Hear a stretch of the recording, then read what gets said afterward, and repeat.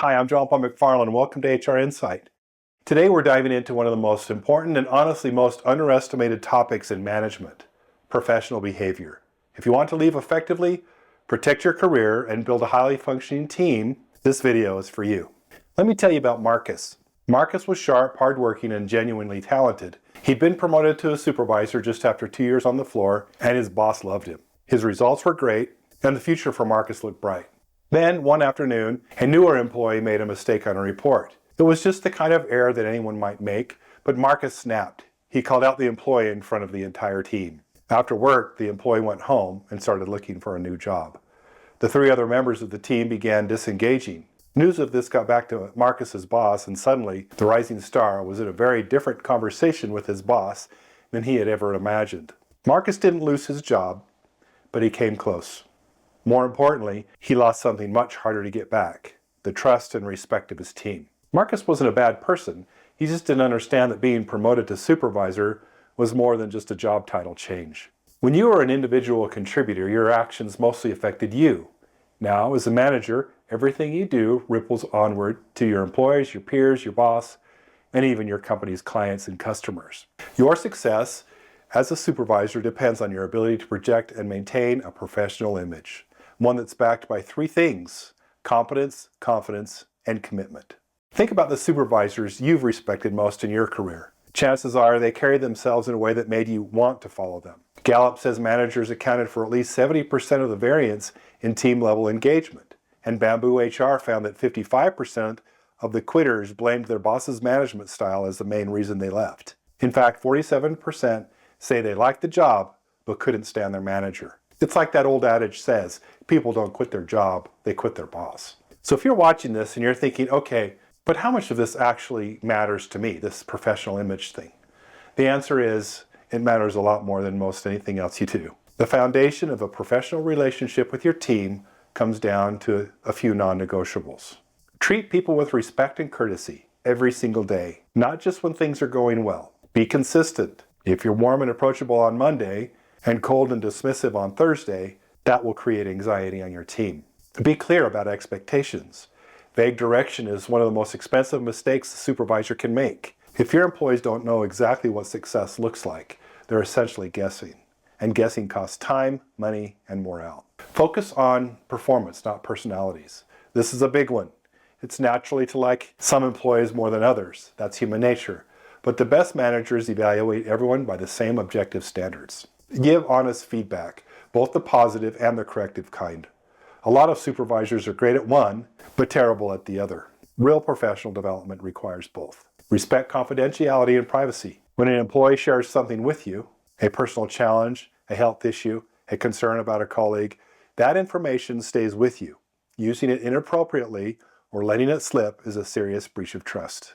Now, there are also some behaviors that are absolute deal breakers, the kind that end a career. Never bully, belittle, or publicly embarrass an employee. Even innocent teasing can be abrasive and can alienate team members. Never yell, use offensive language, or reprimand someone in front of their peers. If you need to reprove someone, do it in private. And never gossip about your team members. If you've ever been on the receiving end in any of these behaviors, you know exactly how damaging they are. One of the most underappreciated aspects of leadership is this: your team is always watching you. If you want your employees to show up on time, you show up on time. If you want them to follow company policy, you follow company policy. If you want them to stay focused and minimize distractions, you keep your personal phone calls and your non-work browsing to a minimum. This is called modeling. And research from the Harvard Business School suggests that employees often take behavioral cues from their managers. When supervisors model positive habits, teams are more likely to follow them. And when management sets the wrong tone, employee behavior can slide with it. Here are a few practical things that define a supervisor who leads by example. Come to work with a positive attitude, even on tough days. Your mood is contagious. Accept change and help your team navigate it. Change is constant in business, and supervisors who resist change creates a team that also resists it. Make ethical choices. Every time, even when no one is watching, especially when you think no one is watching. Professional behavior doesn't stop at the edge of your department. It extends to everyone you interact with at work. With your peers, cooperate, share information, and keep your word. Managers who hoard information, compete with their colleagues instead of collaborating, create dysfunction that hurts the entire organization.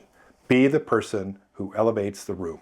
With your leaders, be that technical expert. Keep them informed, and when you make a mistake, and you will, own up to it. Don't deflect it onto your team. Leadership means taking responsibility for your department's performance, both the wins and the losses. When leaders admit their mistakes, they actually increase their credibility. Also, follow orders intelligently. That means asking clarifying questions when something isn't clear, and respectfully pushing back if you believe an instruction is misguided. That's good judgment, not insubordination, and good managers appreciate it. With customers and external stakeholders, remember, you represent the entire organization. Promise only what you can actually deliver, under-promise and over-deliver. That's a concept that never goes out of style. And always check your authority before making commitments. It's far better to say, let me confirm that with my team and get back to you, than to overpromise and underdeliver. Let's talk about ethics. Ethics is the backbone of everything we've discussed so far. As a manager, ethical responsibilities show up every single day. In hiring, are you choosing candidates based on genuine job-related qualifications, or are you unconsciously favoring people who remind you of yourself? The latter is a big bias trap that exposes the organization to legal risk. Compensation and development. Are training opportunities and advancement paths available equally to all employees who seek them? Personal integrity. You cannot, under any circumstances, ask your employees to lie on your behalf. That sounds obvious, but if you read the headlines, you'll find that it actually happens. And when it does, it destroys trust and creates significant legal liability. Employee privacy. All personal information is confidential. Medical records, performance history, background checks, none of it goes beyond where it needs to go. Satya Nadella's transformation of Microsoft's leadership culture after he became CEO is widely studied in business schools.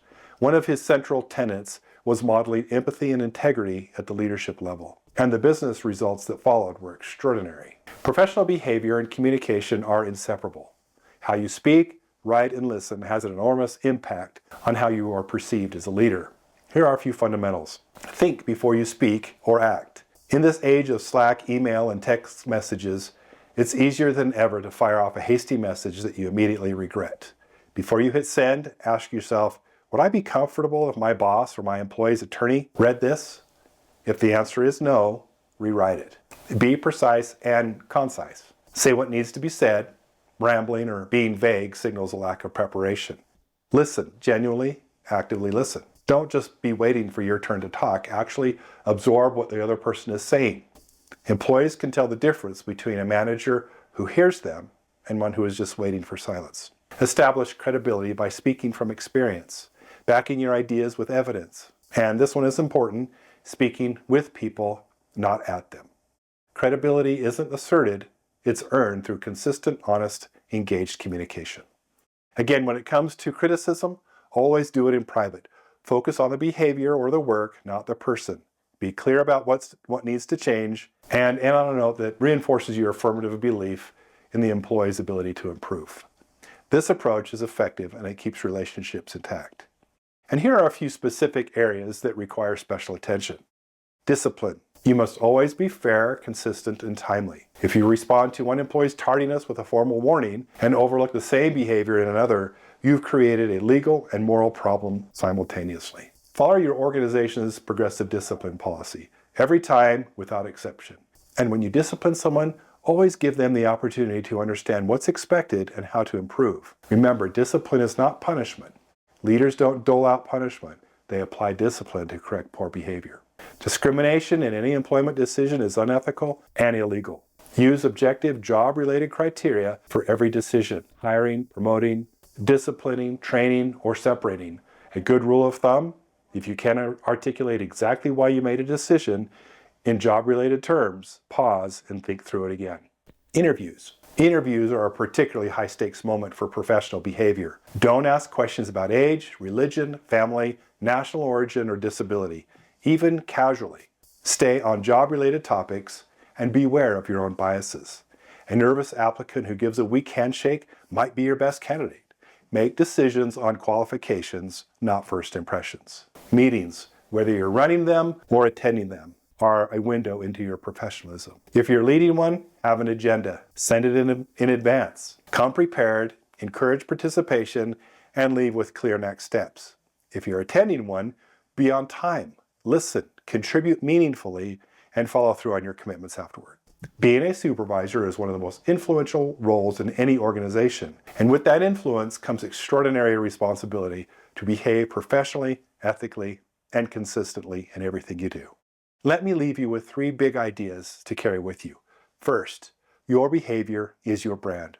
Every interaction that you have at work, with your team, your colleagues, your boss, your customers, is building or eroding your professional reputation. You are either earning trust or spending it. Make deliberate choices. Second, professional behavior is a skill, not a personality trait. You don't have to be naturally charismatic or endlessly patient to be a professional supervisor. You have to be intentional. Think before you act. Apply standards consistently. Hold yourself to the same accountability you hold others to. Third, the investment pays enormous dividends. Supervisors who lead professionally retain better employees, produce stronger results, advance their career farther, and build teams that are genuinely proud to come to work. Think back to Marcus, our supervisor from the opening story. After that difficult conversation with his manager, I'm happy to report that Marcus did something that took real courage. He apologized to the employee. He also enrolled in a leadership development program and changed how he showed up every day. 2 years later, Marcus's team had one of the highest retention engagement scores in the company. His boss gave him an expanded role, and that employee he once publicly criticized, well, he's still on the team, still delivering great work. Professional behavior isn't about being perfect. It's about being better every single day.